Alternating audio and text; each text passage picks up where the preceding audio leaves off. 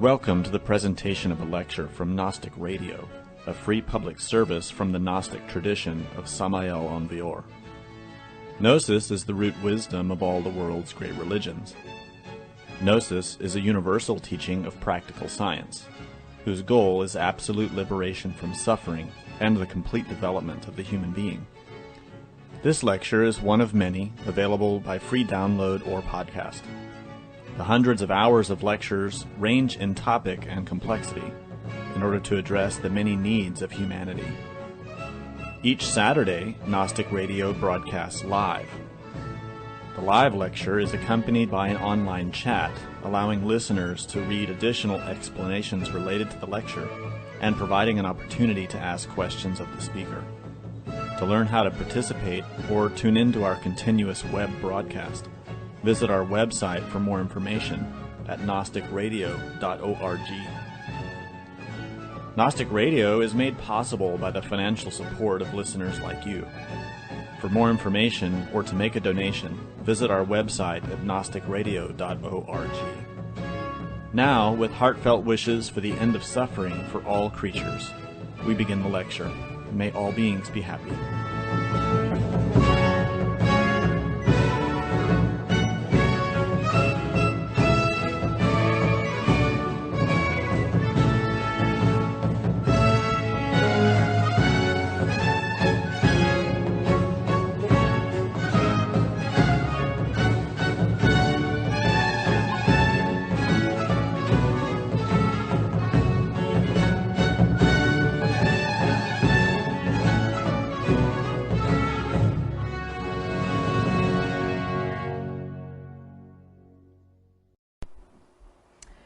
Good morning. Today we're going to start a series of lectures on healthy spirituality. And the first lecture we're going to talk about today is caring for your temple. Your temple obviously being your body. This is a topic that has been requested from many students in relation to how to take just better care of ourselves overall. And so that's what this series will start. We'll be alternating with the other lecturers throughout the lecture series, but I will be coming in every so often and doing a series lecture on healthy spirituality. As a holistic health coach, I see a lot of people in need of this. And as a Gnostic student, I see even more people in need of this. This is the temple that we were given in this lifetime. We only get one body in this lifetime, one physical body. So we really have to learn to take care of it in the best possible way. So my goal for today's lecture is to set a foundation for the lectures to come and talk about the importance of this. And also we'll go into some topics related to organic produce and the reason we should all be cooking more for ourselves and eating better. So that'll be today's lecture. The series will cover topics such as these over the next few months. Importance of eating well, GMOs, otherwise known as genetically modified foods, or frankenfood as I like to call it. Factory farming practices, dairy choices, how much is enough? Is it good enough for us? Exercise, how much is needed? And living a balanced life in an unbalanced world. I think basically that's the whole theme of this lecture series, is how to live really a balanced life in this world that we're living. Because as we're all observing today, we're living in a world full of marketing towards unhealthy products. We have fast food restaurants all over us. We have food that comes in boxes and that we stick in the microwave and we nuke for a minute.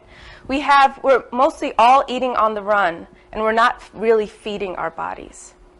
Feeding good, nutritional, whole foods in our bodies.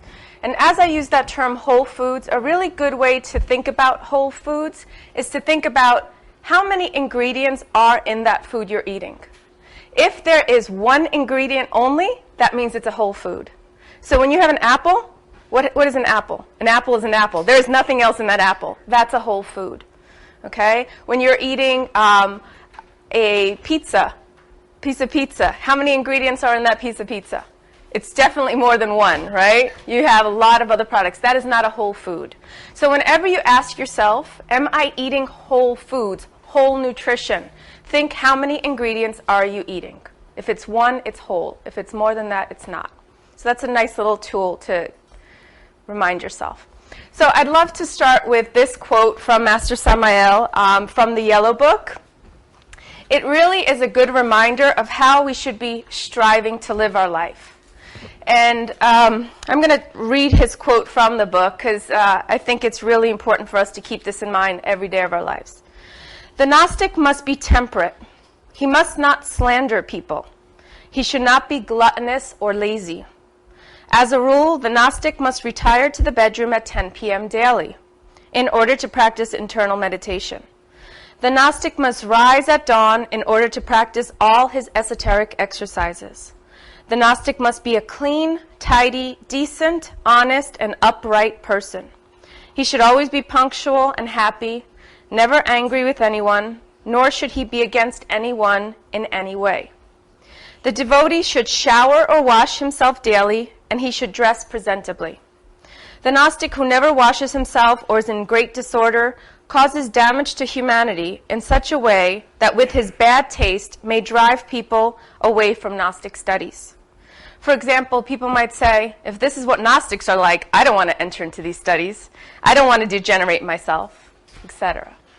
So I think that, that quote, I know we're all aspiring to be Gnostics, because a true Gnostic is one beyond who we are at this point. But aspiring spiritual student, let's say even, somebody who's trying to develop themselves spiritually. You're all here because of one reason, right? You're all here because something's calling you inside. So in order to do this work, this is a great guideline to what we should be striving for.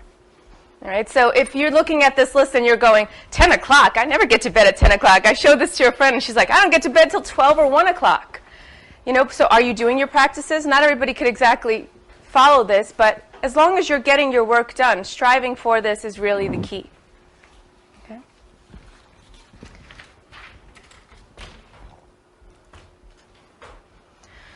So really the question is, why should we feed our bodies well? What is the purpose of it? I love this photo because I just think it really says something. This body is from God, right? We're a part of nature. We're a part of this world that we live in, and really this body that we get in this life, this physical body, is a gift from God. This is our chance to do something with our life. It's a way of us striving towards our being, right? This is our physical vehicle. So the reason that we need to feed our bodies well is so that we can perform our spiritual work of our being. That's really the ultimate reason, and that's the reason for this whole series of lectures. This is so we can have the most optimal physical body in order to be able to do this work, because it does take a lot of energy. And if you're putting bad fuel into your body, what do you expect to get out? If you're filling up your car with the cheapest gas possible, how long do you think that car is going to function well before it breaks down? If you're putting the best fuel into your body, it's going to take you farther. It's going to make you feel better, and that's the whole goal of this. So in order to take care of this, in order to build what we need to build spiritually, we need to first start with our physical body. Everybody talks about, well, I want to build my astral body and my mental body and this body and that body. Meanwhile, they're eating, donuts and Starbucks and bagels and hot dogs and hamburgers and and then they're wondering, how come I don't have an astral experience? How come I'm not doing, well? How come I can't meditate? Why do I keep falling asleep? Why can't I focus? Why can't I, be in remembrance of myself daily? Well, if you're drinking 5 cups of coffee and you're eating a ton of sugar and you're putting, fast food into your body, how is that affecting your brain? How is that affecting your emotions? How is that affecting your physical body? Obviously, it's not affecting it in a positive way. It's affecting it in a very negative way. I used to be a big coffee drinker. I loved my coffee. I had every coffee machine possible, every gadget, every type. I researched coffee. I loved coffee, right? And then so every morning I'd start my day. I loved that smell in the morning. You put your coffee on and you wake up and that smell. And my lovely husband would bring me that cup of coffee to bed, and I'd be like, oh, this is so fabulous, And then after that, I wanted to meditate. Guess what happened? I couldn't sit still. I would sit there and be like, okay, I'm going to meditate. All right. Okay, no, I'm fidgeting. You know, the caffeine in my system was already altering me. So a basic thing like sitting still was impossible. So that's just a really easy example. I'm not saying coffee is bad for you. I'm not saying that, because some people, coffee's good. They've done studies now. They say for some people, coffee's good. For other people, like me, who have a lot of energy, I do not need coffee. I really don't need another stimulant in my body. You have to find out for yourself what that is, what medium is, you know, what's the amount that's good for you. So one thing I want to stress throughout this whole series of lectures is that each of us is its own biodynamic person. What's going to work for me may not necessarily work for you, because you are your own laboratory. Okay, so just keep that in mind as we're going through this lecture series. I'm going to give you some tips that are good for everybody, but you're going to have to figure out the exact formula for yourself. You're going to have to figure out by trial and error, just like I did, what works for you. Okay, so really, just keep in mind that, you know, this is a gift from God, and you're all here because He wants you to be here, and He wants you to work on yourself. So in order to do what we call the 3 factors of the revolution of consciousness, we need to have a physical body that can handle doing this work. So when I talk about the 3 factors, you can find we've done this in lectures, we have this in transcripts. If you go to our website, gnosticteachings.org and gnosticradio.org, you'll find great lectures on this topic. So I urge you, if you're not familiar with this topic, to go and study it, because this is the basis of the work that you will have to do on yourself if you want to reach spiritual enlightenment. The first one is the birth of our internal bodies. So as I was talking about building your astral body, your mental body, your causal body, all of that, those are the birth of our internal bodies. And in order to do that, you need to have a body that can transform all these energies in a positive way in order to have energy enough to give birth to those bodies. Death of our egos, all those defects that we have inside, we need to clean our temple out. Again, you'll find multiple lectures on the death of the ego on our websites. And sacrifice for humanity. Obviously, to do this work takes a lot of energy. Just for me to stand up here to give this lecture, this takes energy. And I made sure that I was ready to give this lecture by preparing myself, by eating well, by sleeping well. This morning, I had a beautiful breakfast. Last night, I slept really well. You know, I exercise. I make sure that I'm prepared. And that's really what it is, working with the energy in your body. So we've all heard this, right? You are what you eat. Now, that could be a scary concept for you if you think about what you're eating. All right? Some of you may not have the best eating habits, and that's okay. We all start somewhere. Some of you may eat very well, and maybe this is just redundant for you. But I hope, you know, for those of you who don't know how to eat properly, I hope that you start reflecting on why you should be eating better. So, you know, the food that we eat becomes our blood, becomes our cells, becomes our muscle, our skin, our bones, our hair, becomes all of us. So think about that. You know, as we put food in our body, it's getting broken down into the smallest molecules, and it's going throughout our whole body, creating our actual physical bodies.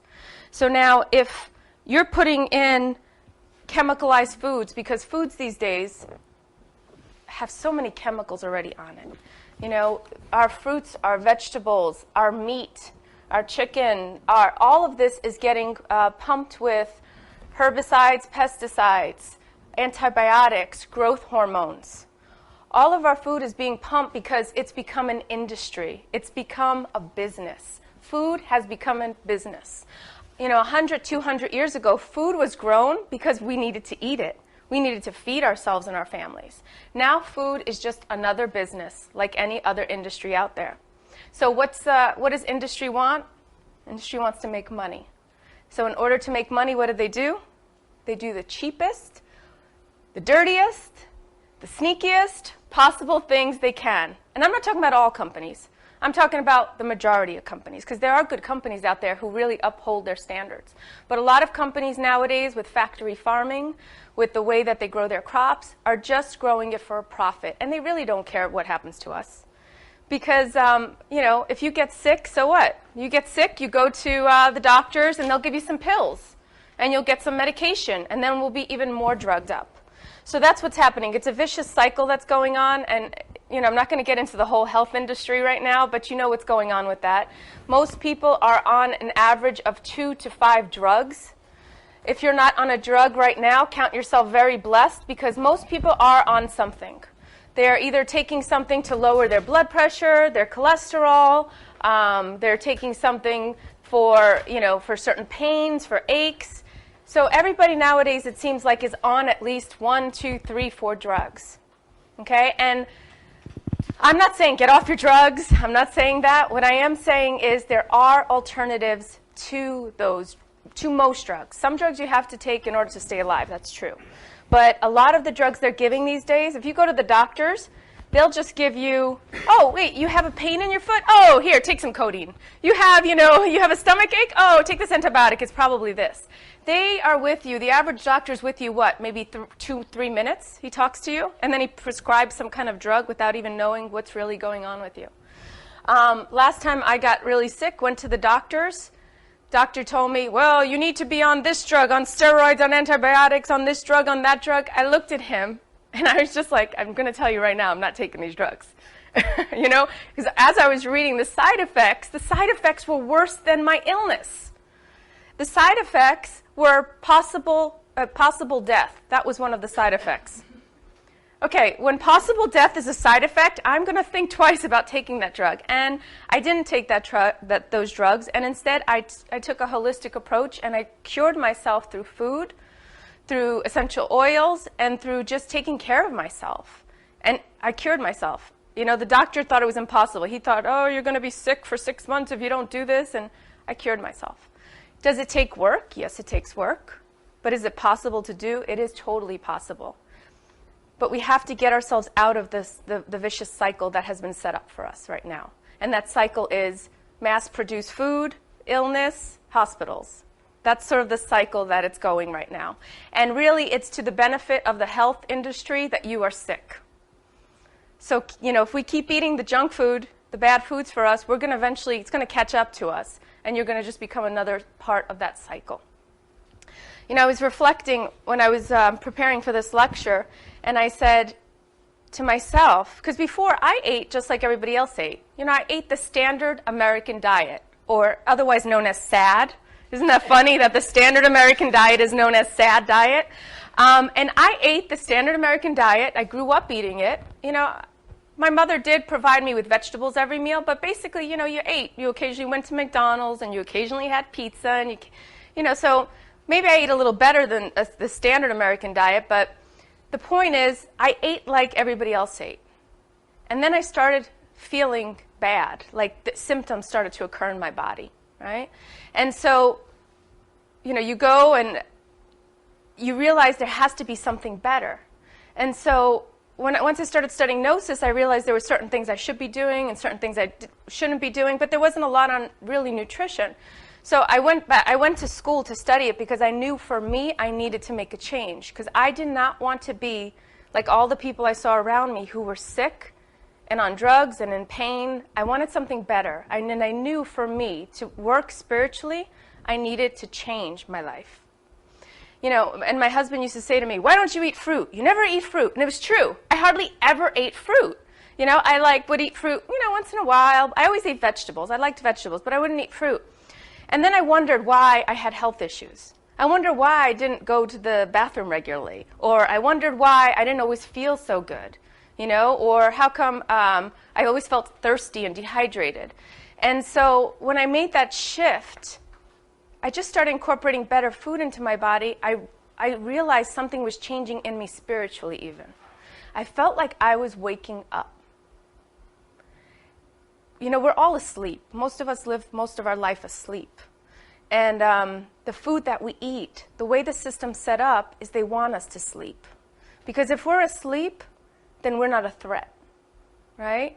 Those who are in charge want people who are going to be sheep, who are going to do what they want us to do.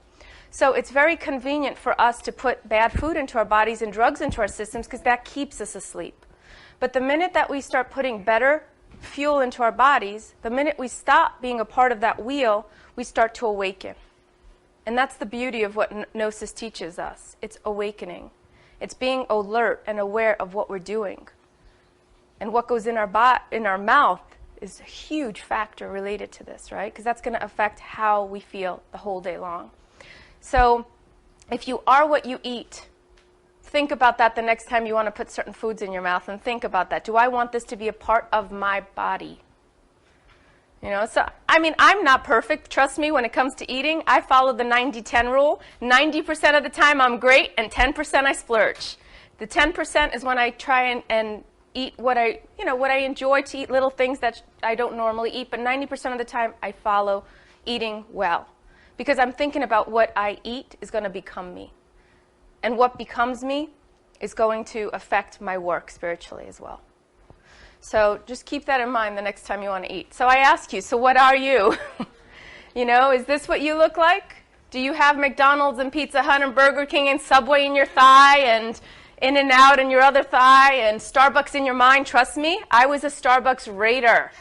I could find, my friends would laugh at me. We're driving down the highway in the middle of nowhere, and I'm like, ooh, I feel a Starbucks coming by. Like, I knew it. I think they put chips into the coffee or in your brain or something.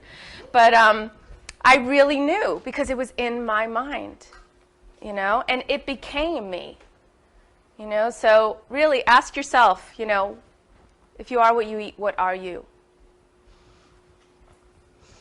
Another quote that I really enjoy from the Master is this, you know, it's indispensable that each person be nourished sufficiently. When nutrition is imperfect, the blood weakens and becomes poor. This being the reason why the cells also weaken.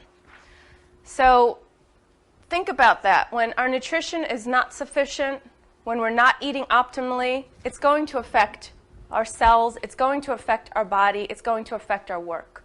Because obviously if you're weak, how are you going to do all this work that you're supposed to do? How are you going to get up in the morning and meditate, do your practices, go to work, come back home, you know, have time with your family, do your practices? How are you going to have that energy to do that when you're feeling sluggish and tired and, I just can't do it, I'm just too tired? How many of us are trying to do the work and we don't have the energy to do it? If that's your case, then you really need to take a look at what you're eating, because what you're eating is going to affect ultimately the work that you're doing. So I just want to start out with 10 tips for eating for a healthy spiritual body. You know, I want it to be practical, and I'm not going to tell you go out and change the way you completely eat. I'm not going to ask you to do that because we all know it's impossible. It took me years to learn how to eat better. It's going to probably take you little changes as well. The best changes are the ones that happen little by little. Anybody here ever been on one of those fad diets where it's like only eat bananas and cottage cheese, you know, for a week, or only eat grapefruits? And it's drastic and it doesn't work because you cut out everything, and then as soon as you start eating again the normal foods, you just gain the weight back again. So I'm not asking for that. What I'm asking for is just to try and incorporate some better foods into your system too. So the number one easiest way to get more energy and better food in your body is to eat more produce. Fruit and vegetables. Simple, right? We all know fruits and vegetables are great for us, right? Everybody's heard it. You should be eating 5 to 6 servings of fruit and vegetables. They're good for you. You know, fruits and vegetables are full of vitamins and minerals and phytochemicals. You know, that's what fights against illnesses in our body. They're filled with things that are good for you. They have fiber. Okay, they're high in fiber. They're filling. So the more fruits and vegetables you put in your body, the better you're going to feel faster. It's a really easy fix. You know, sometimes you have like low energy and you're like, oh, I need a candy bar. Right? You think the candy bar or the donut or the piece, you know, something's going to make you feel better, so you go for that. Really, that's your body's way of asking for energy.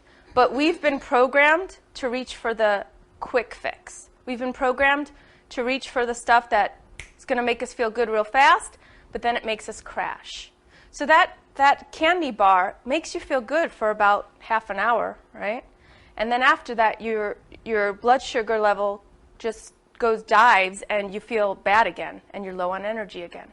But what's beautiful about fruit is fruit has a lot of fiber in it.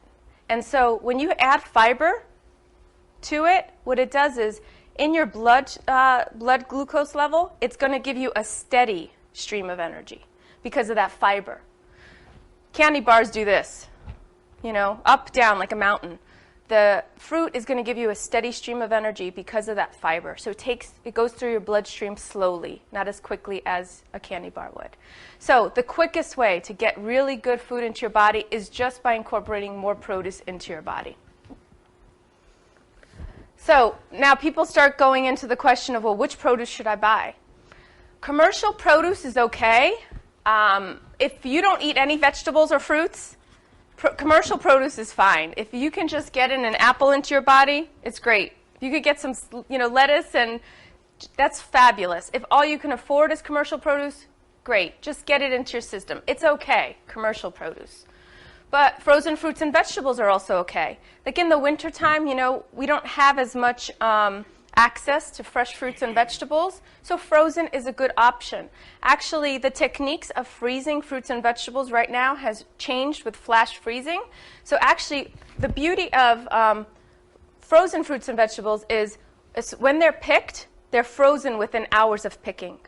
And they're picked at when they're ripe, at the peak level of their ripeness, and then they get flash frozen. So actually, they retain a lot of the vitamins and minerals and enzymes in themselves. So actually, a lot of people think, well, frozen's not good. It actually is a good alternative in the wintertime. In the summertime, you don't need it, right? In the summertime, we have an abundance of fruit and vegetables. Take advantage of that. This is the season to be eating everything fresh. Okay, so frozen is fine. I always keep frozen fruits and vegetables in my refrigerator just in case I run out of something too. I have it as a backup. But it's a good alternative to fresh. The U.S., so we went to conventional. Conventional is okay. Frozen's okay. Organic is much better alternative. So in the United States, I know there are people listening from all over the world. What I'm talking about right now is the USDA. The United States Department of Agriculture, and their standard of organic. Standards of organics are different around the world. For example, in Europe, their standard for organic is higher than that of the United States. They have really strict rules regarding organic products and what is labeled organic. But there are other countries that their standard is much lower. So what I'm going to be referring to today is the definition of what organic is according to the United States standard. And so I just want to read for you what exactly organic means. Specific requirements must be met in order to get labeled organic. Organic crops must be grown in safe soil, have no modifications, and must remain separate from conventional products. Farmers are not allowed to use synthetic pesticides, bioengineered genes, or GMOs, which will actually be another lecture, petroleum-based fertilizers, and sewage sludge-based fertilizers. Yes, you heard me right. Sewage sludge-based fertilizers. A lot of the conventional farmers use sewage sludge as fertilizer. You all know what sewage sludge is? That's what's coming out of the system, the toilet system, sewage sludge. They use that to fertilize products. Okay, so yeah, I know. It's not a nice thought to have, but that's what's happening in conventional farming. Okay, because it's cheap, obviously, sewage sludge. Organic livestock have access to the outdoors and are given organic feed in order to be considered organic. They may not be given antibiotics, growth hormones, or any animal byproducts. In a conventional farm, animals are fed lots of antibiotics because they're getting sick because of the feed that they're given. They're also given growth hormones so they can get fatter faster. And they're also given animal byproducts. So meaning, for example, chicken manure is used in feed a lot. They use byproducts, so they'll use cut up bits of other animals to feed the livestock. And when you buy organic meat, that's forbidden to be done. So that's the actual definition of what is considered organic. I mean, this is the summarized. Obviously, there's a book on what is considered organic, and if you want the whole manual, you could probably find it online. But that's basically the reasoning for what is considered organic. So when you see this label on the foods, that means that that farm has gone through certain testing. They have to go through review, through certain standards. They get checked to make sure that they're following these guidelines in order to make sure that that seal is correctly put on there. So organic foods are a better option than conventional. So the benefits of eating organic are obviously conventional products have a lot of pesticides, herbicides, lots of different chemicals put on there. So organic food is a better alternative because you're keeping some chemicals off your plate. Obviously, we are exposed to so many chemicals on an average day. You walk outside, and the chemicals that are coming out of cars, the chemicals that are in the air already, that's one way we're getting bombarded, through the air. Another way we're getting bombarded is through the foods that we eat. So we want to keep as many chemicals off our plate as possible, because we are actually acting as guinea pigs for what's going on in society right now, because we're really, the first couple generations of people that are getting all these chemicals into their bodies. So we are already seeing a rise in illnesses on all levels. There's more obesity, there's more heart disease, there's more, cancers, and many more illnesses are occurring. So a lot of people are attributing this to all the chemicals that are coming in through our air, through our food, through our water. So really, we have to make the conscious effort to try and keep those off of our plates as much as possible. Organic foods also are supposed to be more beneficial in nutrients and antioxidants than their conventionally grown counterparts. And people who have allergies to food, chemicals, or preservative actually find that they have less symptoms with organic foods. So if you're somebody who suffers from a lot of different allergies, trying to get organic foods into your system will probably alleviate a lot of those symptoms. Like I said, organic foods contain less pesticides, and they're often fresher. If you think of the conventional foods that are out there, the food that winds up on your plate, on average, has actually traveled 1,500 miles to get to you. 1,500 miles. It's coming from across the country usually. And what they do is conventional food gets picked before it's ripe. Then it gets gassed, and then it gets sprayed first, then gassed, and then they put these preservatives on it so that it could withstand the time it takes to get from the farm to the supermarket to preserve it. So the average fruits and vegetables that you're getting have been sprayed, gassed, more chemicals added to it, and they have traveled a really long distance. And if you haven't noticed, they usually don't taste very good. I remember growing up, and a strawberry tasted like a strawberry.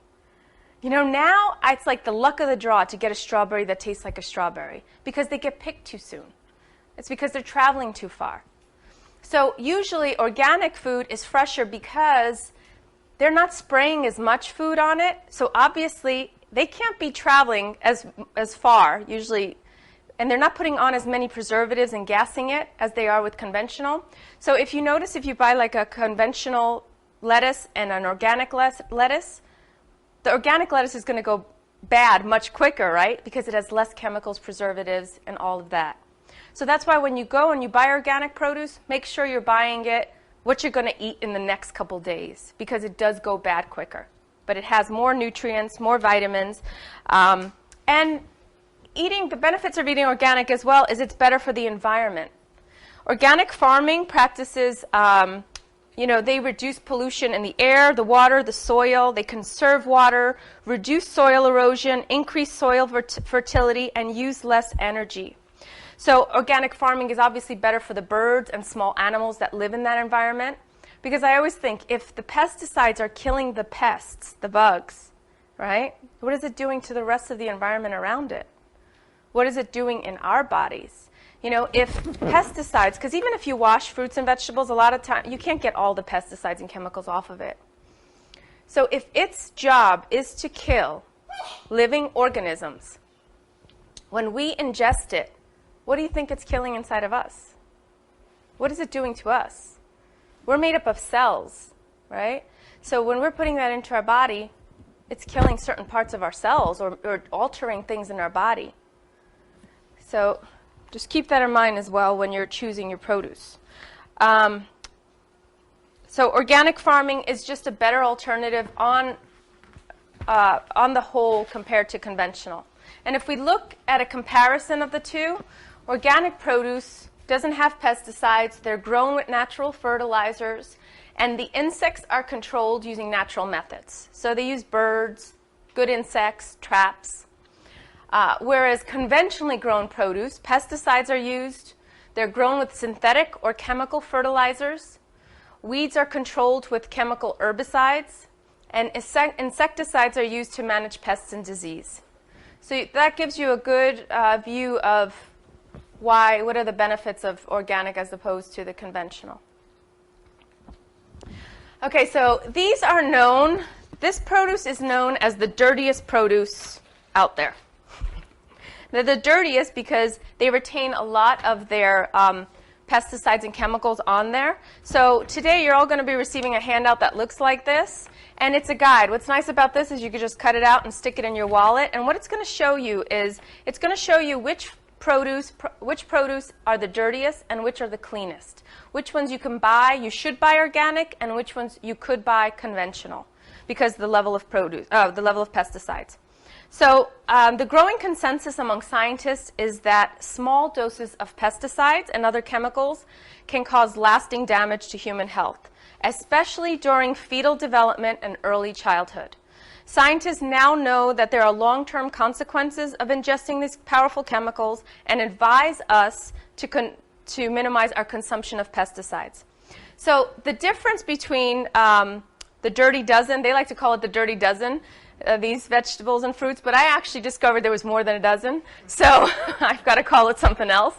But these are the dirtiest, and so these you should definitely buy organic, okay? Because if you ingest the servings that they recommend, it's like 5 to 6 fruits and vegetables a day. If you ingest 5 or 6 of these vegetables in one day, you are being exposed to 10 pesticides in your body.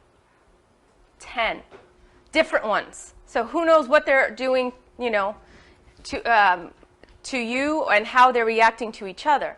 So apple, bell peppers, blueberries, carrots, celery, cherries, imported grapes, kale, leafy greens, nectarines, peaches, pears, potatoes, strawberries, and spinach. These are the ones you want to be investing in, okay? Organic. Get this if you're going to eat it. It'll be better for you because you'll keep the chemicals off your plates. These are the ones that are the cleaner ones. So you could actually afford to get these conventionally because they don't have, the pesticide levels are much lower than the dirty dozen plus 3. So these are asparagus, avocado, broccoli, cabbage, sweet corn, eggplant, kiwi, mango, onion, papaya, pineapple, sweet peas, sweet potatoes, tomatoes, and watermelon. This can be found, for those of you who are listening online, on foodnews.org, and it was created by the Environmental Working Group. So you can print out a copy for yourselves of the guide and keep it in your wallets. Everyone here at the lecture will actually get one.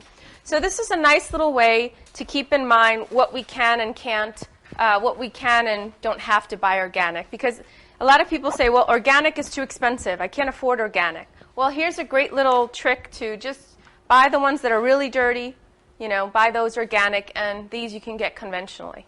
Okay. So again, with the cost of organic food, there's a few ways to get tips for decreasing the cost of organic food or making it more reasonable for your budget.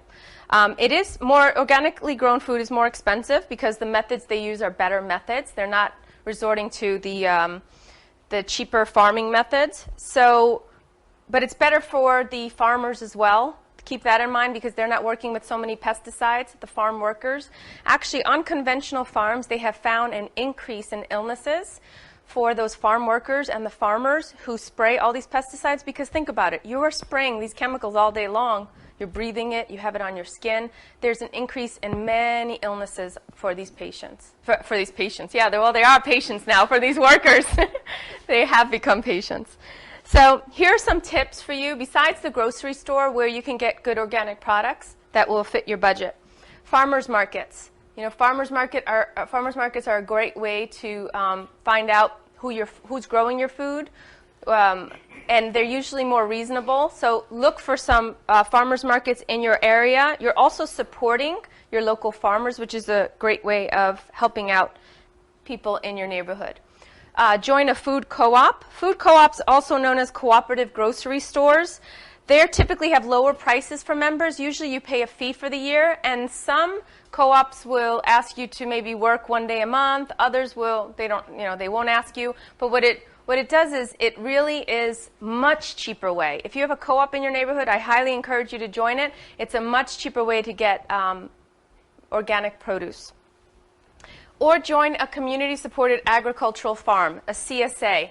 This is fabulous. If you've never heard of a CSA, what you do is you actually buy a share of the farmer's crops. So, for example, Mr.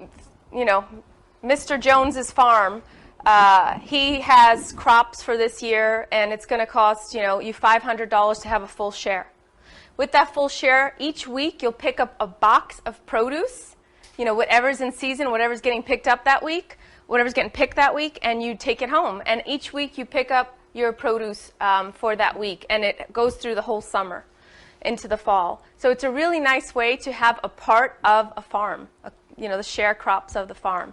And you can find out more. There's a good source. If you just look up community-supported agriculture, you'll actually be able to find some in your area. So that's a really great way of getting food into you, good food into you. Now, there's a big controversy going on between organic and local. They say, well, what's better? Is organic better, or is locally grown food better? The food that's grown close to home. Locally grown food doesn't necessarily mean it's organic. Local farmers may be organic farmers, they may not be. They may be conventional farmers. But they're saying that local's even better because of 3 reasons. It's the financial benefits, the money stays in the community, strengthens the local economy, and more money goes directly to the farmer instead of things like marketing and distribution. So local, it could be within 50 miles, 100 miles of where you live. Usually that's what's considered local. And they're saying it's better for you as well because it's being grown in the area of the world that you live in.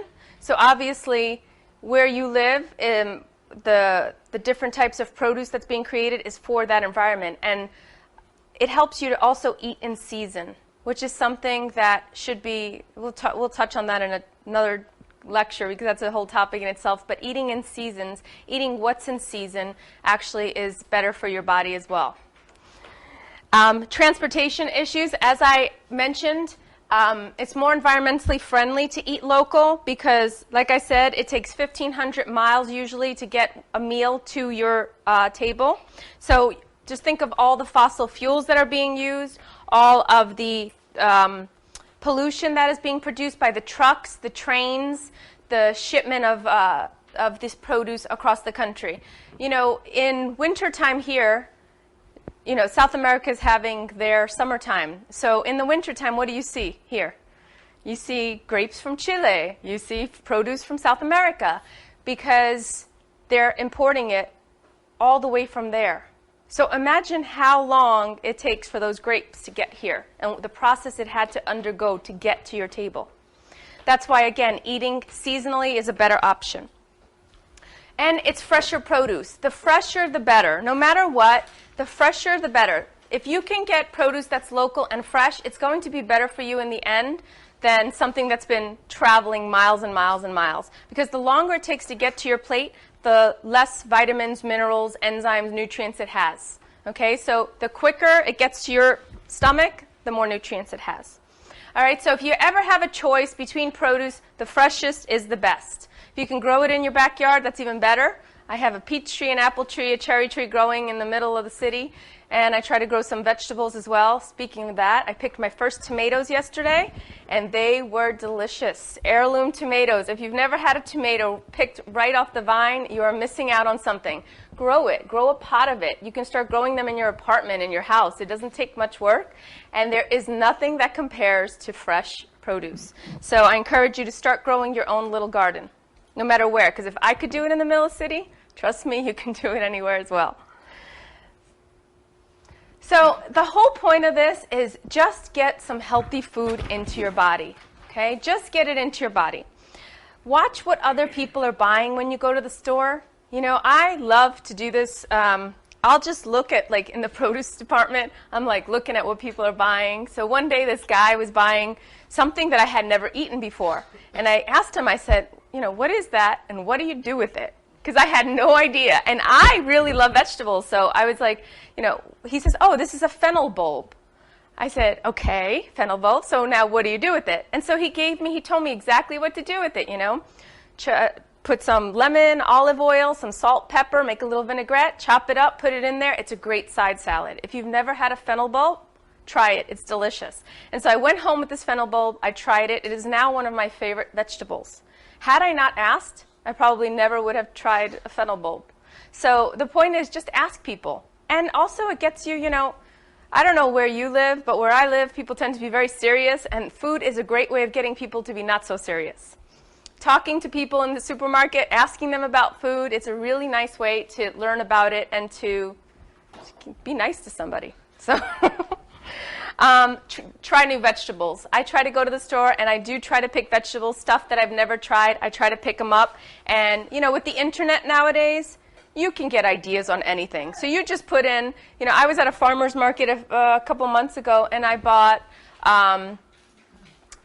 something that I had never, rhubarb. I never bought rhubarb before. I'd always see rhubarb, and I heard of rhubarb pie and rhubarb this, but I never ate rhubarb. So I was like, I asked the woman who was buying rhubarb, what do you do with it? She gave me a quick recipe, took it home. I made a delicious rhubarb cherry strawberry pie with, you know, all fresh products, and it was delicious. And I found out I love rhubarb. But, you know, like, you just have to try and experiment with yourself, because the more different types of fruits and vegetables you get into your body, the more different enzymes, the more different vitamins, because each fruit and vegetable has a different amount of vitamins. So that's why variety is so important. And actually, on the other side of the handout that I'm giving out today, you're going to find out about the color and the importance of the color of foods, because each color of the foods has different properties that take place in your body. So for example, when you eat a variety of red fruits and vegetables, it's great for a healthy heart, for urinary tract health, and for memory function.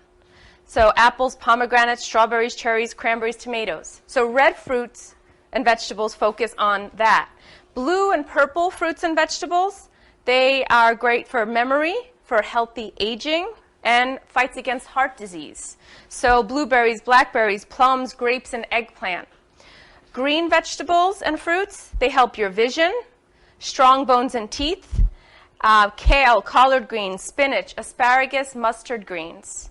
Yellow fruits and vegetables, healthy heart, healthy immune system, vision health, lemons, bananas, yellow bell peppers, and grapefruit.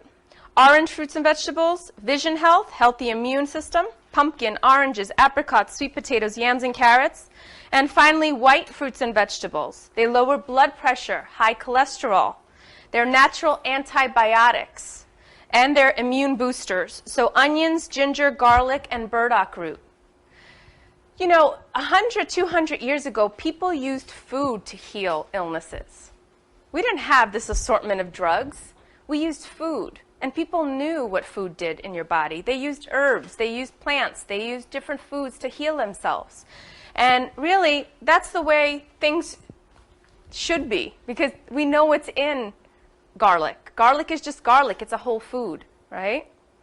But when you get a pill, you don't know what's in that pill. You just trust in the pharmacy and the doctor who gave it to you.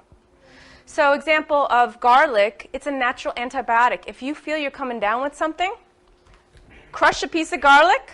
You have to crush it, because that starts the antibiotic properties to go into effect. Crush it with the hand or the back of your knife, cut a little piece, swallow it. And do that throughout the day if you feel like you're coming down with something. It's a natural antibiotic. I can't tell you the last time I took antibiotics.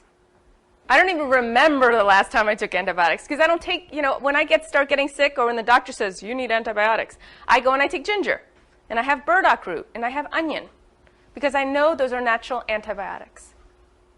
Okay, so that's why it's so important to try new vegetables, have a variety in your shopping cart or in your basket. When you go to the supermarket or when you go to a farmer's market, you should see a rainbow of fruits and vegetables. If you don't see a rainbow of fruits and vegetables, you're missing something. We should eat a rainbow of colors, at least 3-4 colors. Because that way you're getting all the vitamins, enzymes, nutrients that you need for your body. Okay? Great way to get good food in your body, have fruit as a mid-morning snack instead of that granola bar or instead of that donut or that candy bar.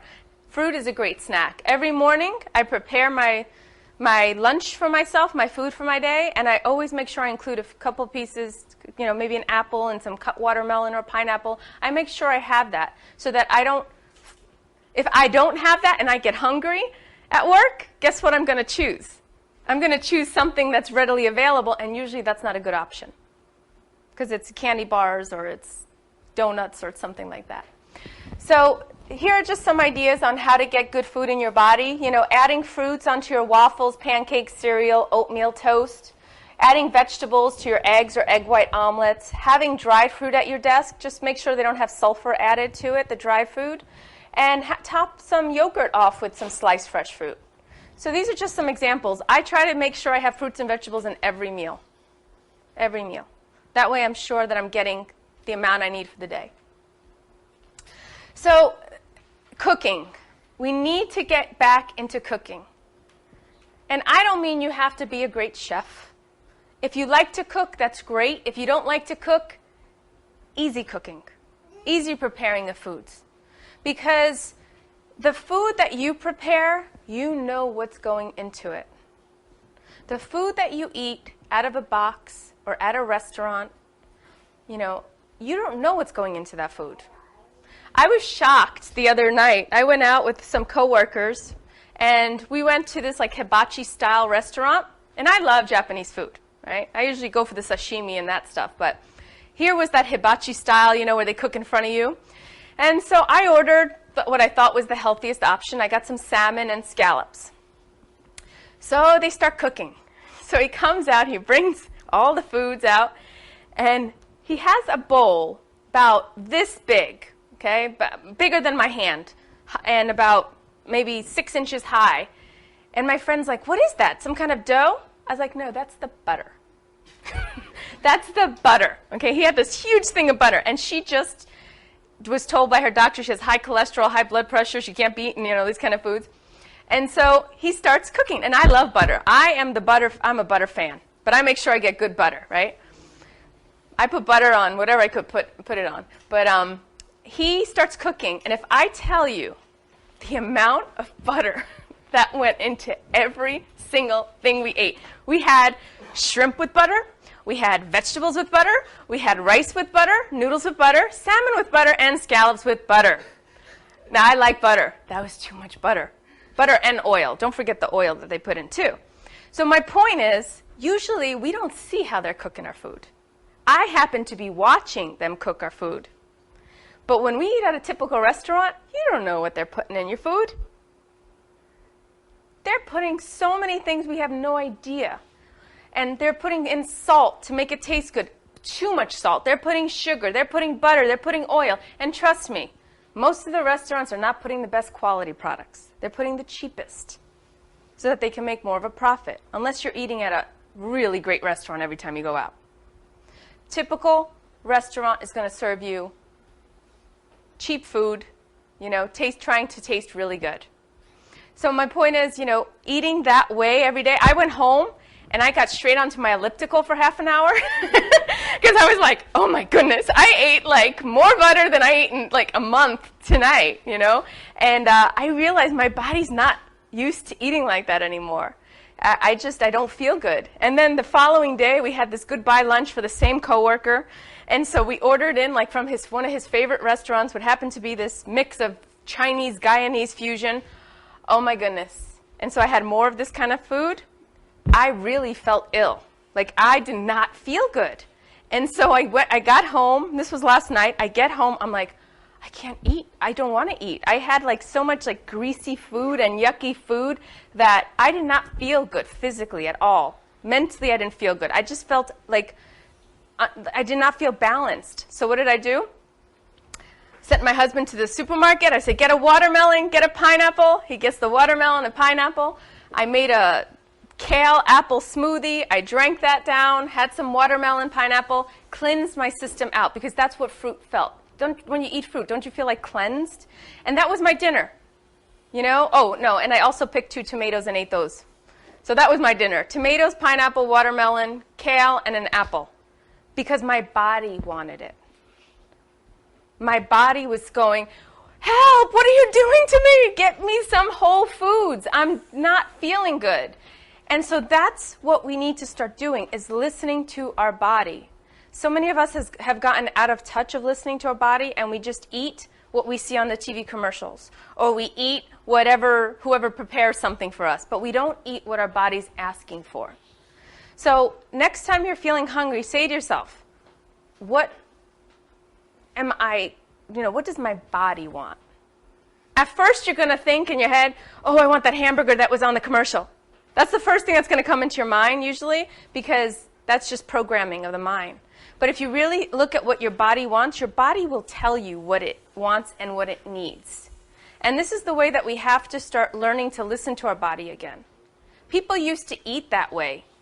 But now in this rush society, we grab what's most convenient. We grab whatever's there. So, as people who are trying to do something better with themselves and, get closer to your inner being, you need to start listening, and I'm sure many of you have learned this, you start listening to your inner being for guidance. But also we need to listen to our body, which is a whole part of our nature, to listen to what it needs. So start thinking about what is your body asking for? A lot of times you're going to be surprised by the answer.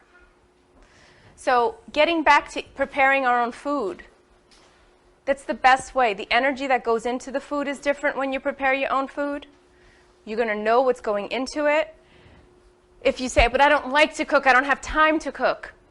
Cook once, eat twice. Every evening I come home from work and I cook dinner. And I always make sure I cook enough so that my husband and I, for the next day's lunch, we have leftovers. So that's what I do. I cook dinner. I put my dinner right away in a container to take to work for the next day. Cook once, eat twice. It's going to give you less time in the kitchen and more time to enjoy life, to do the things that really matter to you, right? To enjoy the summertime, to do your practices. But start preparing your foods. And I don't mean you need to be like, the best chef in the world. Keep it simple. 2 to 3 ingredients. That's all you need. The maximum, not more than 4 to 5 ingredients.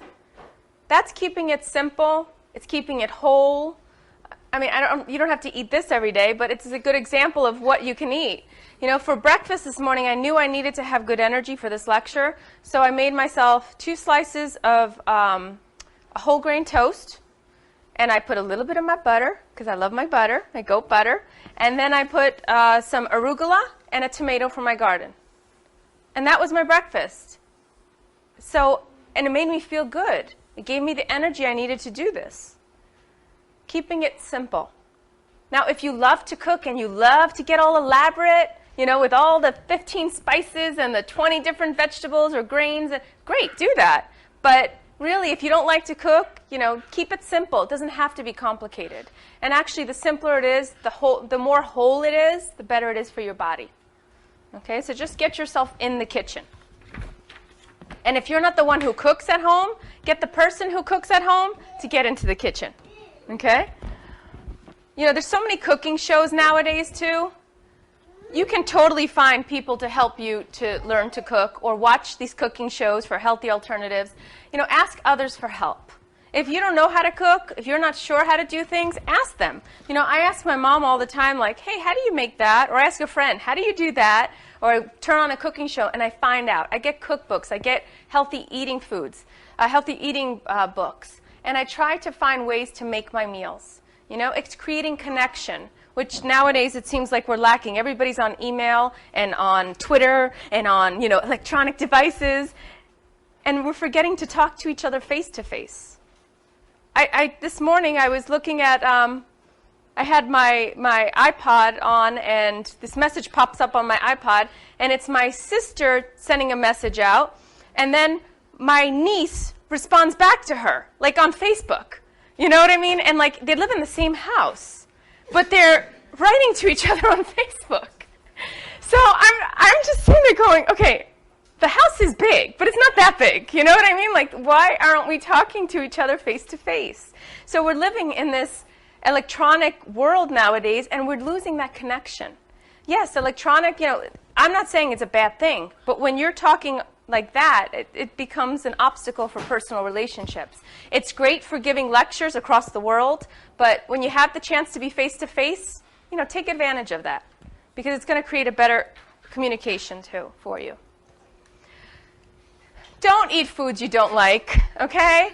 If you don't like a fennel bulb, don't eat the fennel bulb. If you don't like, you know, don't eat things just because it's healthy. Don't force yourself like, oh, she said carrots were good and you hate carrots, but you're shoving them down your don't eat them. There are plenty of foods that are healthy that you can enjoy. But explore. Explore them. Try them. Healthy food, you know, people sometimes get the idea, oh, it's healthy, it must be boring. It's not, trust me. There are so many delicious foods that are healthy for you, that are good for you, and that are delicious. You know, I brought down watermelon for everybody this morning too. I hope you eat some. Amongst the bagels and the cakes. Okay? But if you don't like watermelon, don't eat it. All right. So the easiest way to get good foods in your body is by crowding out the other foods. So what crowding out means is this. If you start incorporating fruits and vegetables into your diet, all the other stuff that you've been eating are going to get crowded out. So for example, our more mid-morning snack has been our example. If, for example, you're used to that donut every mid-morning, but instead you have that apple, guess what's getting crowded out? Is that donut. I'm not saying don't ever eat a donut again. But by incorporating whole foods, good foods into your diet, you're going to start crowding out the foods that aren't as good for you. So this is a general, very short general guideline of some foods that you should try to start crowding out of your diet. Canned foods. Okay, we talked about frozen, conventional, organic, and local. If you notice, canned foods were not on there. Canned foods are not a good source of food for you.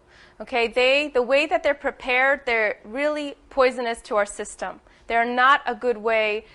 You know, the whole process of the sealing of the foods and the metals that the metals actually leak into the foods, it's not a good option.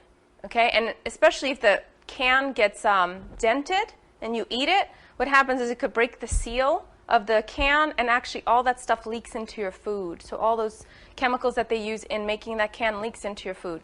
So canned food is not a good option. So if you are used to eating canned foods, start trying to crowd it out by eating some frozen foods instead, some more fresh produce in its place.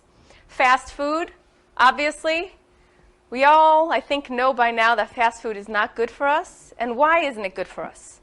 Well, first of all, who knows how long it's been sitting in the freezer? Okay, those hamburger patties that they make, first of all, if a burger costs only 99 cents, how much do you think it costs them to produce that burger for them to make a profit? Not much. And if it doesn't cost that much, they're not using very good quality product to begin with. Okay, so fast food is also made by people who are doing a job. So there's no good energy going into this food, right? Because they're just flipping burgers, you know, sometimes dropping them on the floor and picking them up and giving them to you. And trust me, it happens. You don't know what happens in the back when the doors close. They drop a tray of burgers, they're going to pick them up again. Okay, so fast food is not a good option for us. One thing I'm going to show you at the end of this lecture is a clip from Super Size Me. If you have never seen the documentary Super Size Me, I'm going to show you the trailer at the end of this lecture, and I highly, highly encourage you to watch it. You can actually watch it free on YouTube, and it will show you what fast food does to somebody who just ate it for 30 days straight. You'll be quite impressed. Pork is another food that we want to crowd out. Pork is a devolving animal. A pig is a devolving animal. And by ingesting those elements, we increase the level of the lustful elements inside of our body. And I think society has enough lust in us as it is. We don't need to add any to it. So pork does that. By ingesting pork, it's just increasing those elements within us. So we try to steer away from pork. Besides being a dirty animal, it's not good for us to eat. Soy and corn. I'm going to get into this in a future lecture when I talk about grains and how they're produced.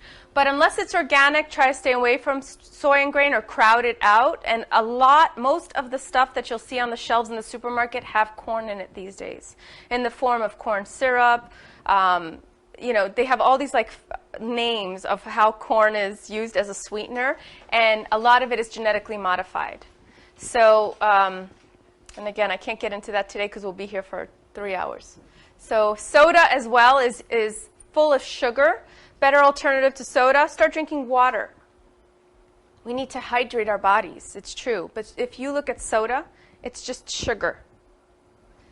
And too much sugar is not good for your body. Remember that roller coaster effect I spoke about? It's going to make your sugar level spike, and it's going to drop.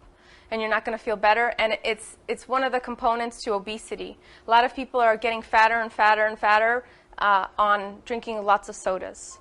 Okay, so crowding that out. Too much sugar, like I said. Artificial sweeteners. Artificial sweeteners are a nice way of saying chemicals. Because artificial sweeteners are just chemicals. So if you're in the habit of using equal, sweet and low, those kind of things, cut it out. Because it's just chemicals. It's pure. Read the ingredients. It's just a chemical. And more chemicals in your body, who knows what kind of effects it's having in the long term. These have proven to create illnesses in rats who have been eating them, cancer and different kinds of illnesses with artificial sweeteners. You're better off eating sugar than you are the artificial sweetener. You're better off using honey or agave nectar as opposed to sugar, but that's another lecture. And processed foods. If it comes in a box, it's processed, okay? Processed foods, the more processing that takes place, the less nutrition you're going to find in that food, okay? So the more, see, he agrees with me. The more processed it is, the less you're feeding your body. Now, it may fill the hole in your stomach, but it's not feeding your body. Do you understand the difference of filling the hole and feeding your body? When you really feed your body feels it. Have you ever had a meal, and after that meal you're like, wow, I really feel the energy of that food inside of me. Like it feels alive. Like you feel vibrant. There are some meals that I cook, and I look over at the other side to my husband, and I go, do you feel that? Is that just delicious, or is it me? Because I'm just like, is it just super delicious? And it's not, I'm saying delicious just on the tongue, but delicious for my whole body. Because my stomach's happy, my mind is happy, my heart is happy. I feel the energy of that food. It fed me. And that's what I'm talking about. If you try that with a burger, you're like, that tastes really good, right? You have a Big Mac, and you're like, that's delicious. But when it hits your stomach, it's like a brick. And like a little bit while later, you feel tired and sluggish, and it doesn't feed you. So that's the difference of filling the hole in your stomach and feeding your body. So I like to always say the secret ingredient in preparing food is love.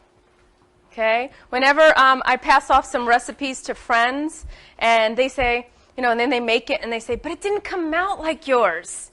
I said, but did you put the secret ingredient? So what's that? I said, love. And I don't mean, mushy love. I mean conscious love. I mean being in connection with your being in the moments that you're cooking, being there, present, preparing the food.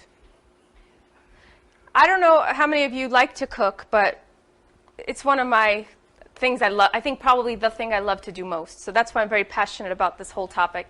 And, you know, it's my way of relaxing. When I come home from a long day at work, I come home, I just get straight into the kitchen, and I start cooking. And what it does for me, and I have nothing else on. I don't want music. I don't want TV. I just really focus on the food. And if anybody here has had an artistic experience in some way, for example, painting or drawing or music, I really feel that food is the same thing. Do you ever come up with something and then you're like surprised by it? You're like, wow, I didn't know that was in me. That's what cooking for me is like. I cook and I really put myself into the food I cook. I'm not angry when I cook. I'm not hurried when I cook. I really try to use that time as like a moving meditation. And I really try to just cook. And sometimes things come out that I'm just like, wow, I didn't know I could do that. You know, I don't even know where that came from. And then when I eat it, I feel all that energy. And I'm happy with that. And it feeds me. And I have the energy necessary to do my spiritual work.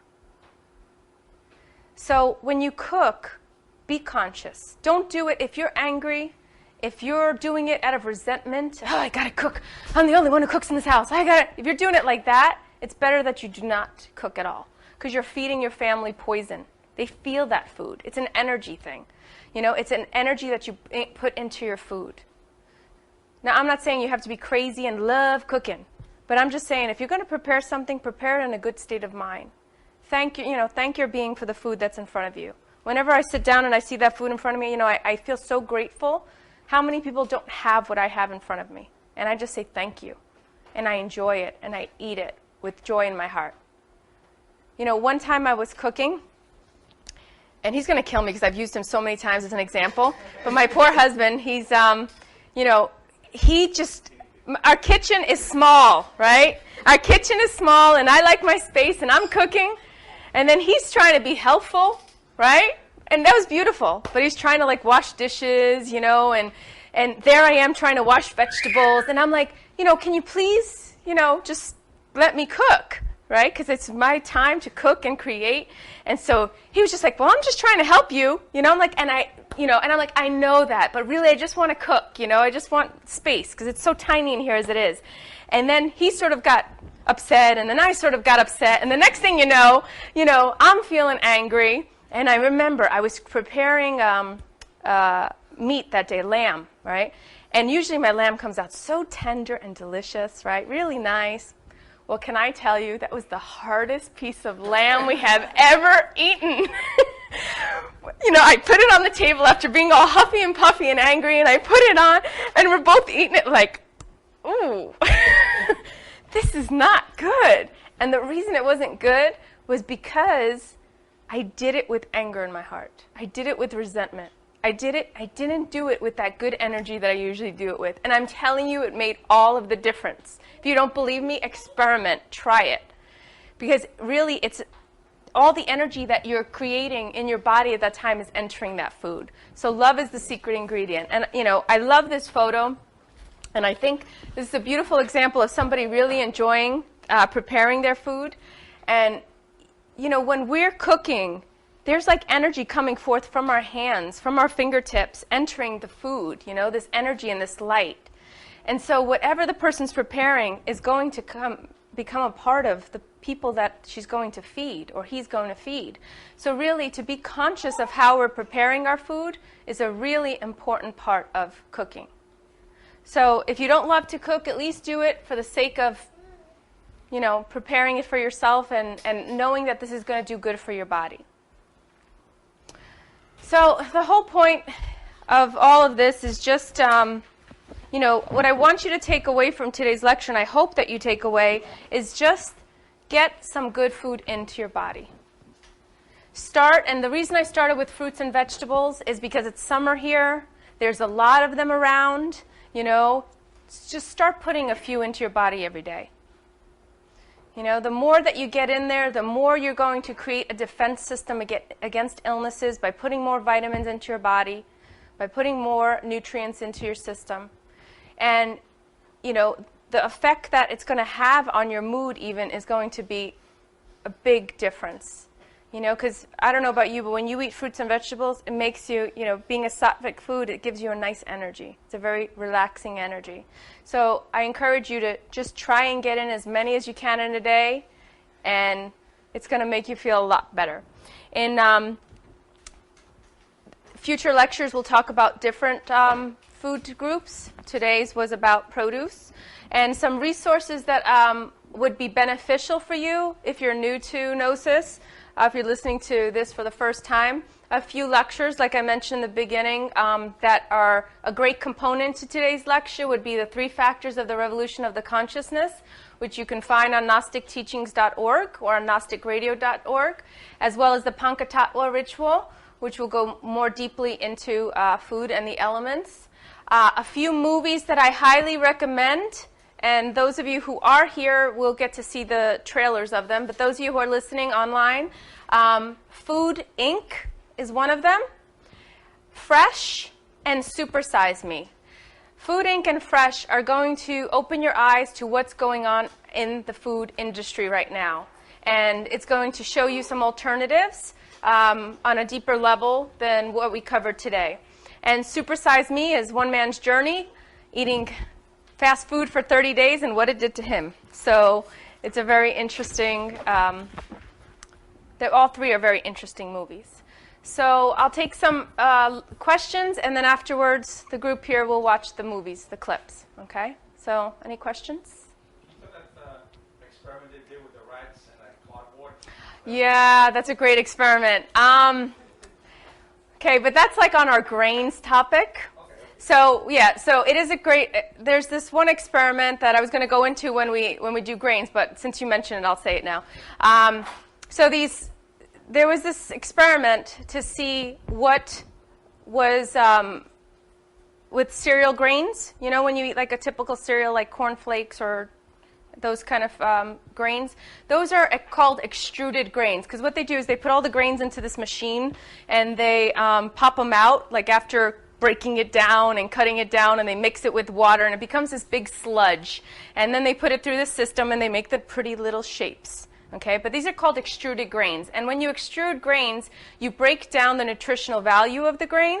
So those breakfast cereals that you eat every morning, they have been stripped of so many of their vitamins and minerals. That's why they add a lot of vitamins and minerals, the artificial ones, to the food, because it's already been stripped down so much.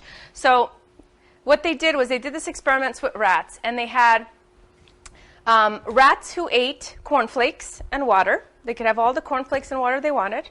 Rats that ate just water. Rats that ate rat feed, so their regular rat feed, and rats that ate cardboard, the cardboard box from the cornflakes box.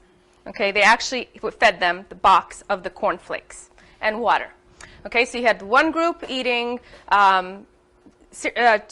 cornflakes, the other group eating rat feed, and the other group eating cardboard box.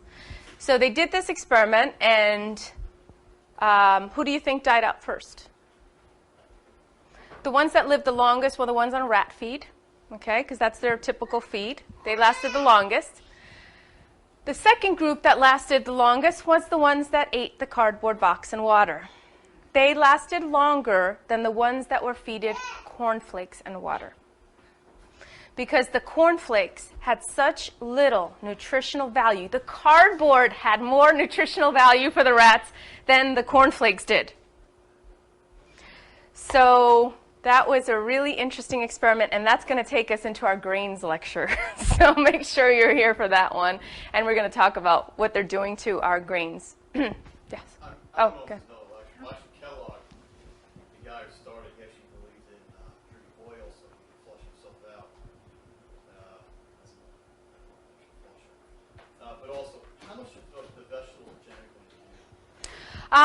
Well, we're going to get into a lecture on genetically modified organisms. They are on the market. Hawaiian papaya is genetically modified. So if you get the Hawaiian papaya, those are all grown genetically modified, unless it's organic. And green squash, the ones that you buy conventional, are also genetically modified. Some tomatoes are genetically modified. Those are the three that are sort of getting out there. And what's sad about genetically modified foods, it's infusing genes from one substance into another organism, right? So you can put, for example, they were putting pig genes into tomatoes, okay? Or they put, they were trying to get spider genes into goats to try to make bulletproof vests out of the milk that was produced. This was what they're doing. So this is a big other topic that we're going to get into. But yeah, there are fruits and vegetables on the market already. So Hawaiian papaya, green squash, some tomatoes, but they don't have to be labeled in the United States. So that's a tricky thing. And when we get up to our lecture, I'll show you, I have a whole guide on genetically modified foods and what you should watch out for. Yes? What about the seedless foods, like seed, watermelon? Yeah, seedless, that's going to be also as a part of our genetically modified food source. Those are hybrids. Okay, so they've also been altered. So we'll get into that as well on a whole other topic. Yep. With the vegetables, are there certain vegetables that are much better for you than others? Like is an avocado way better than an apple? It depends on what you're trying to feed. Because an avocado and an apple are going to have two different effects on your body, right? So if you are feeling constipated, the apple's the way to go, all right? But if you want to have, if you're looking to have a healthy skin, a healthy heart, avocado's a great option. It's great to have both. You know what I mean? Have an avocado apple salad. The more the merrier. But it is true. The greener, anything like when you're thinking about greens are the powerhouse of food, of vegetables. So the darker you go, the better it is. So if you have a choice between iceberg lettuce and, green leaf lettuce, Boston lettuce, any of those, go for the greener. Anything green, it's packed with so many more vitamins, so always go greener. So are the dark green vegetables the most powerful? In relation to leafy greens, yes. They're packed with vitamins and minerals that are great for you. They're also, think about this, the leafy vegetables are the lungs of the planet, right? Because they're bringing in, they're the ones that are breathing for us, right? So they're going to help your lungs a lot. So if you have lung issues, eat a lot of leafy greens, and yeah. So all vegetables are great for you. Yes?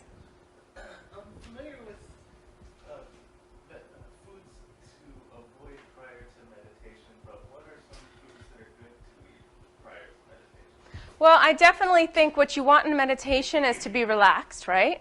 So good foods would be foods that make you feel relaxed.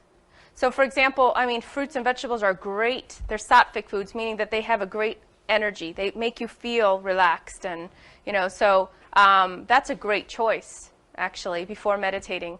Having just like, if you don't want to eat a heavy meal, obviously, before you meditate, or you're going to be snoring very fast. You don't want to have caffeine, obviously. So you drink some water, you drink foods that are not going to have too much of an effect on you, something that's going to relax you. So for example, bananas are very relaxing too. So if you want to eat like a banana, that has that'll make you feel more relaxed. Foods that are going to make you feel just calmer, and you know what that is for you too. Fruits and vegetables are great, but also you have to experiment with yourself and see what feels good. Light foods. Don't eat heavy foods. I would eat something light before eating and something that's going to make me feel relaxed, whatever that is for you. Soup for me relaxes me. I can eat a great bowl of soup, and I'll just be like, oh, I feel so relaxed, and go meditate, So for me, soup works great. I don't know if you're a soup person. So you've got to find out what works for you. But just find out relaxing foods. Yep, in the back. Students asking, this person eats peanut butter cups, and it's increasing. He noticed that it increases the lustful elements in him, but contains no pork or pork-derived additives. What could cause it? Well, they say that chocolate is an aphrodisiac. Oh, the question is, I'm sorry, the question is, the student is eating a lot of chocolate-covered peanut butter cups, and it's increasing his level of lust. There's no pork in it, but he's feeling more lustful. Well, chocolate is considered an aphrodisiac, so perhaps what's happening is that when he's eating that chocolate, he's, getting more amorous feeling and creating that lust, the increase of lust in him. So it's probably the chocolate. So stay away from them if you're feeling too lustful.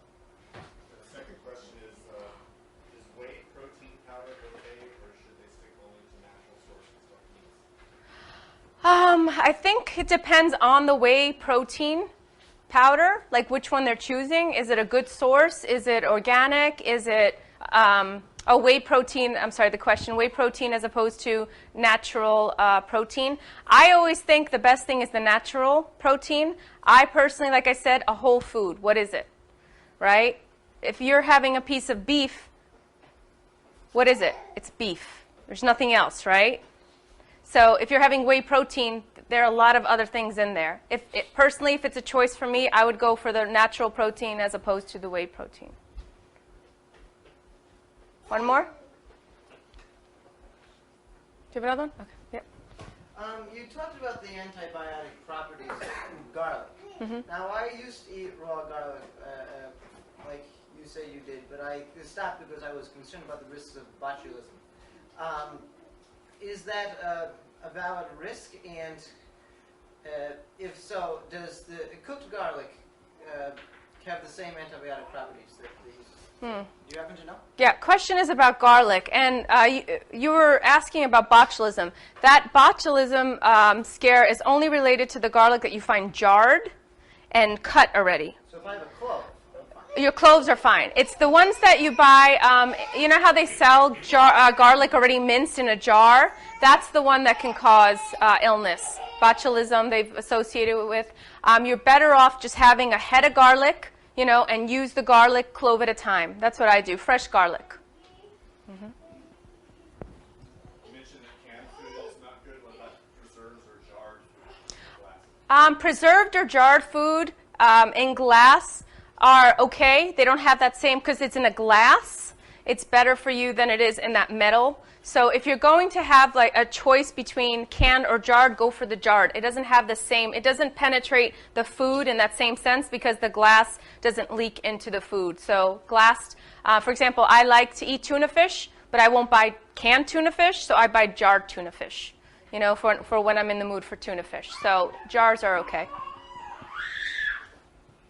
You have organic, lead-free products in cans.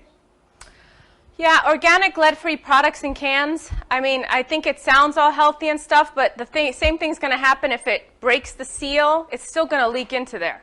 And other stuff's going to leak. Whatever they're making those cans out of, obviously that's not a natural element. That's not what should be in that food. So the best bet with canned food is just stay away from canned food. Yes? They have nutritional values on the boxes of things, like the syrup, for example. It says 100% daily such and such. Can those be trusted if you're feeding it to rats and they're dying from this? Well, there's something in America called marketing, right? And what happens is, with all the marketing that's going on, food industry shouldn't be trusted, honestly, because what they're doing is trying to make a profit. So, yes, it says it on the side of the box, but the effect that it's actually having on your body is going to be probably different, So I wouldn't just solely trust that. It's good to start reading the labels, but obviously they're going to make it sound really healthy because they want to sell it. So, yeah, but we'll get up to cereals and all that, like I said, in a future lecture. Yeah. Mm-hmm. Is there a difference with the organic produce that you buy from a specifically organic marketed supermarket versus if you're buying the organic stuff at a bodega? Now, the question is there a difference between the bodega organic and the supermarket organic? They're probably both buying from the same big company. Organics has become such a big industry now that you think you have in your mind, you have this idea of like a little farm and the farmer and his wife growing food. But actually, organics is the biggest, the fastest growing industry in the food industry right now. So big companies are buying out little organic companies, and they're becoming bigger mass companies, but they're practicing in a different way than the conventional farms are practicing. They're different than the factory farms. So they're both probably buying from the same big company. So if there aren't any other questions, I encourage our listeners who are listening online to watch Food Inc., Fresh, and Supersize Me, and just start putting some good food into your diet. Just start crowding out. The more we get into our body, the better it's going to be overall for our health, the better it's going to be for our spiritual practice, and the better it will be for all humanity if we all help and become spiritually enlightened beings. So I thank you for your time today, and till our next lecture.